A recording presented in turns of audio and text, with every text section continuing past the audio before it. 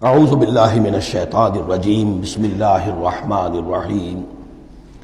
اب اگلی تین آیات جو دوسرے رکوع کی ہیں اس میں اس کا علاج ہے۔ علاج جو ہے ایک پریونٹیو ہوتا ہے، کیوریٹیو۔ پریونٹیو یہ ہے کہ اس مرض کی چھوت نہ لگے، ٹیکہ لگاؤ، اسمال پاکس کا ٹیکہ لگا دو، چھوت نہیں لگے گی۔ ایک یہ کہ اگر ہو ہی جائے تو پھر یہ ہے کہ اس کا علاج۔ پریونٹیو کیا ہے؟ یا ایھا الذین آمنوا لا تلھکم اموالکم ولا اولادکم عن ذکر اللہ۔ اہل ایمان تمہیں غافل نہ کرنے پائیں تمہارے اموال اور تمہاری اولاد اللہ کی یاد سے۔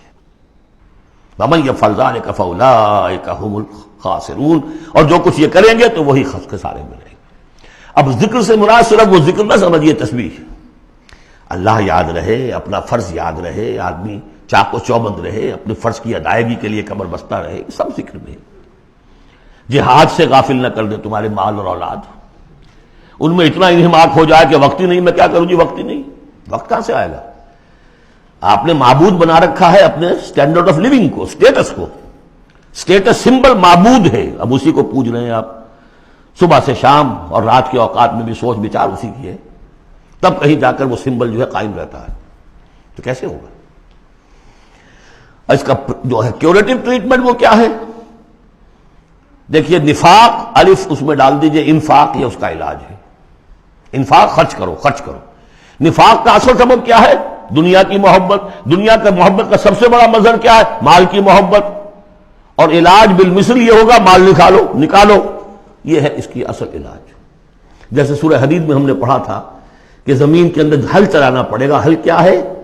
ان المصدقین والمصدقات واقرضوا اللہ قرضا حسنا یضاعف لهم ولهم اجر کریم والذین آمنوا باللہ ورسلہ اولئک هم الصادقون۔ یہ گند نکال دو دل سے، پھر ایمان کا بیج پڑے گا تو لہلائے گی کھیتی، پھر صدیقیت کی طرف جاؤ چاہے شہادت کی طرف۔ یہ تمہاری استاد تباہ ہے۔ وَأَنفِقُوا مِمَّا رَزَقْنَاكُم مِّن قَبْلِ أَن يَأْتِيَ أَحَدَكُمُ الْمَوْتُ، اور خرچ کر دو اس میں سے جو کچھ ہم نے تمہیں دیا ہے، اس سے پہلے کہ میں سے کسی کی موت کا وقت آئے۔ فَيَقُولَ، پھر وہ اس وقت کہے، رب لولا أَخَّرْتَنِي إِلَىٰ أَجَلٍ قَرِيبٍ، پروردگار اسے ذرا کچھ دیر کے لیے مؤخر کر دے۔ فَأَصَّدَّقَ وَأَكُن مِّنَ الصَّالِحِينَ، تو میں بڑی تصدیق کروں گا اور خیرات و صدقات سارا کچھ دے دوں گا، اور میں بالکل صالحین میں سے ہو جاؤں گا۔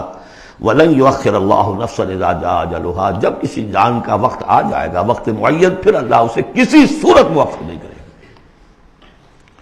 قوموں کی اجل تو پھر بھی مؤخر ہوئی ہے، قوم یونس کی ہو گئی ہے، لیکن یہ کہ انفرادی اجل کبھی مؤخر نہیں ہوتی۔ واللہ خبیر بما تعملون، اور جو کچھ تم کر رہے ہو اللہ اس سے باخبر ہے۔ اب یہ تو تھا منفی، نفاق۔ مثبت ہے ایمان۔ صدق اللہ العظیم۔